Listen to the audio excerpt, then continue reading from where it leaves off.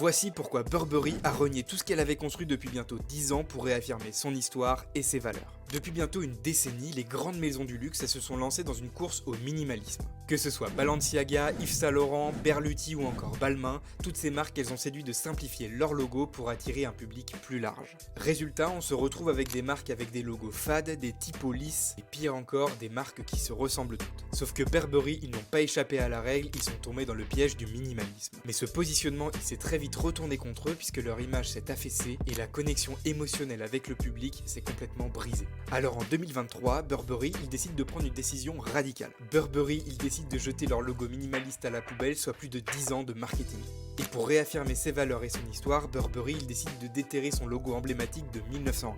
Et cette technique, bien que risquée, elle est très connue dans le monde du marketing, car c'est une technique qu'on appelle le néo-rétro. Le néo-rétro, c'est une tendance marketing qui prône le retour aux sources pour réaffirmer ses valeurs, son histoire et surtout son message. Et au travers de cette histoire, Burberry, ils ont compris une chose très importante que leurs concurrents avaient oubliée. Dans ce contexte, la vraie stratégie marketing, ce n'est pas de suivre aveuglément des tendances ou ses concurrents, mais bien de se distinguer en assumant son identité, son histoire et ses valeurs pour tracer les tendances du monde de demain.